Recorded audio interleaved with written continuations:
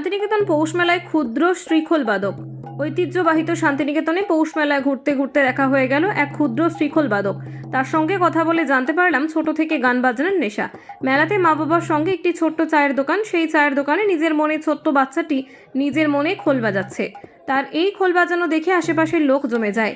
মা বাবার সঙ্গে কথা বলে জানতে পারি ছোট থেকেই খোল বাজানোর নেশা। কি বাজাচ্ছ? কোথা থেকে শিখলে? এটা শিখিনি। কে শিখিয়েছে তোমাকে? এটা একটা দাদু আছে, ওই দাদু। কি নাম দাদুর? কি নাম? হরেন।